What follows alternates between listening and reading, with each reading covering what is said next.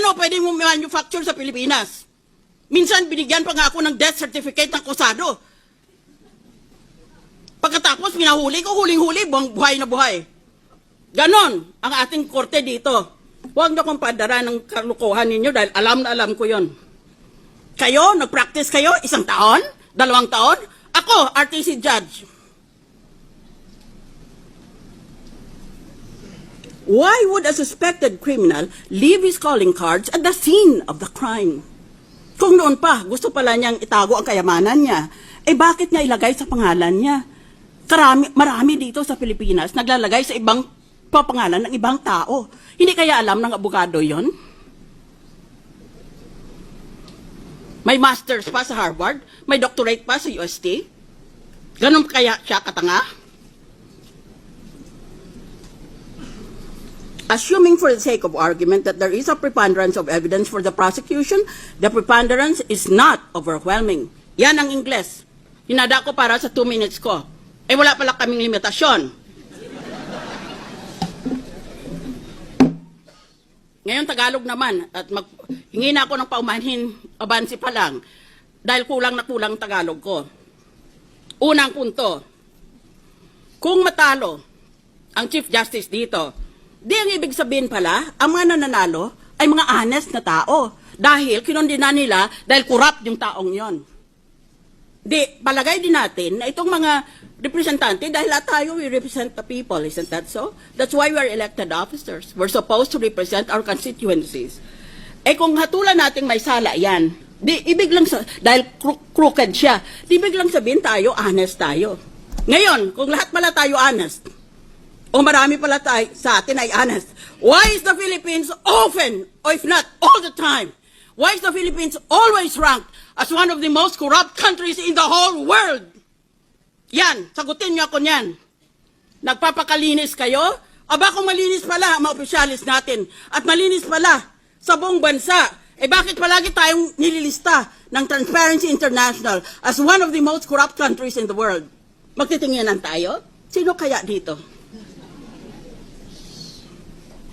Yan ang unang punto ko. Pangalawa, tumigil na kayo ng kapapangkapan nyo, mga artista. Merong mga politiko na alam natin kung anong loopholes nila sa SALN. Deposito ang sinasabi ng batas pagkatapusan ng Disyembre, katapusan ng taon. Magdeklara ka kung magkanong pera mo sa bangko. Hindi ba gini-withdraw nila pera nila sa buwan na Nobyembre o Disyembre para pag naglagay sila, pag nag-file sila ng SALN nila, wala nga silang deposito. O kaya meron lang sila ng couple of thousands. Kasi withdraw nila eh. Pag Enero, i-deposit nila uli. Taong bayan, kayo ang magtestigo. Yan. Ba't hindi natin habulin yung ganon? Pangalawa, palusot. O pangalawa, na ginagawa nila na loophole sa SALN. Lahat ng pag-ari nila, real estate, bank accounts, iba pang pag-ari, nilalagay sa ibang pangalan. Yan is very, very widespread. O di wala nga naman silang pag-ari. Dahil lahat, linagay na nila sa ibang pangalan. Kung bawal ang asawa at ang mga anak, dahil sa batas ay inspeksyonin pati yan, yung mga malapit sa kanila, di doon sa mga malalayo ng mga kamag-anak. O kaya maski hindi kamag-anak, sa kaibigan na pinagkakatiwalaan nila. What a hypocritical accusation.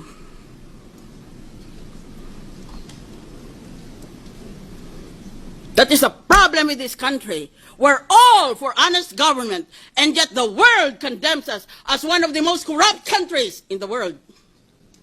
That's why it is difficult to win in any international election, in any international campaign, because the Philippines, among others, has a reputation of being a corrupt country. Isip ng iba, kung corrupt ang bayan na yan, walang matinong lalabas dyan. Walang matinong ibubunga yan.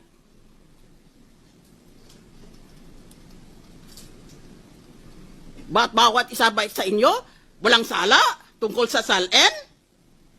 Bigyan nyo ako ng isa pang buhay. Panginoon, bigyan mo ako ng isa pang buhay at imbestigahin ko lahat. Isa-isa. Dito sa Senado at sa House of Representatives. Tignan natin. Pati sarili ko, imbestigahin ko. Order, please. Ang daming loopholes ng SALN na yan. Ba't hindi kayo umimik noon? Ba't ngayon bigla na lang kayong so exercised about a loophole? Well, if that is the case, then let us all just put our assets in dollars and know the purpose of the SALN will be perverted or corrupted. That is true. But what about all the other loopholes? Bakit ngayon lang kayo nagalit tungkol sa loophole na yan? Bakit doon pa? Dahil yung iba sa atin, ginagamit yung mismong loopholes na yon. Hindi lang sila ma-impeach. Sunod na punto. Sinabi ko sa umpisa, this is quasi-judicial and this is quasi-political. Yan, aminado yan ng mga authors. Si Professor Charles Black ng Yale, si Professor Raoul Berger ng Harvard. Mga tinitingala yan ng mga authorities all over the world. Ngayon, this is quasi-judicial. Ibig sabihin, kalahati niyan politika. Kalahati yan batas. Napakahirap gawin yan. Ngayon, ako, dahil naging RTC judge, ang ginagamit ko lang ang batas. Wala akong ginagamit sa pampolitika dahil hindi na ako makatakbo ulit. Natawag na ako ng International Criminal Court. Wala na akong kinabukasan sa politika sa Pilipinas. Even if I wanted to, I am prohibited because this is already my second term, consecutive term. Ngayon, ano bang sinasabi na quasi-political? Investigahin nga natin for future impeachments. Anong sinasabi na quasi-judicial, quasi-political? Madaling intindihin ang quasi-judicial. Kalahati niyan tungkol sa hustisya o tungkol sa batas. Pero kalahati yan tungkol sa politika. Anong ibig sabihin ng tungkol sa politika? Tungkol sa politika, dahil ang ibig sabihin dyan, pag-isipan mo at pakinggan mo ang mga taong bumoto sa iyo. That is actually the meaning of quasi-political. Because the people might disagree with what the law says. Yon ang pakikinggan mo. That is the meaning of quasi-political. Hindi ibig sabihin quasi-political na buboto ka, ulit bibigyan ka ng mamahaling proyekto sa public works na kung saan maaaring kumita ka. Alam naman natin yan. Kung magkano ang halaga ng public works mo, 10% punta sa iyo kung gusto mo. Hindi iyon ang ibig sabihin na politika. At hindi ibig sabihin na quasi-political na isipin mo, nako, tatakbo ako. Either for re-election or for another position, or I need some position in government for my kalyado ko, who I will use as my dummy. That is not the meaning of quasi-political. May I request the lady to wind up this. I thought that I was unlimited. I prepared a 2-minute paper, but I will obey the injunction. Tsaka, isang punto. Nang nagtapos magpresenta ng ebidensyang prosecution, naglabas ng mga survey ng mga tao gusto pala na guilty ang Chief Justice. Ngayon nagtapos ang defensa, saan yun ang mga survey? Wala. At, huli sa lahat at pinakamahalaga, anong magiging, hindi lang importante kung anong magiging desisyon natin ngayong hapon, anong magiging katuparan, anong susunod sa ating desisyon. Ulit ba mananalo tayo sa botohan? Panalo na tayo sa masa na nakakarami sa ating bansa. And we follow the rule of the majority.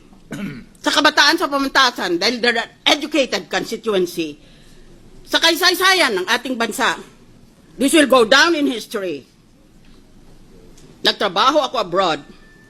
Nagka-cancer ang tatay ko. Bumalik ako. Sabi ng tatay ko, mag-resign ka nga dyan sa trabaho mong yan. Wala kang silbi sa bayan mo. Magsilbi ka sa sarili mong kababayan. Nagsilbing na nga ako. Pero kung ang politika ay mangigibabaw sa batas, wala na rin akong silbi. Bayan, kayo ang maghatol sa ginagawa dito sa impeachment trial. What's your vote? Would you be very surprised if I say that I vote not guilty?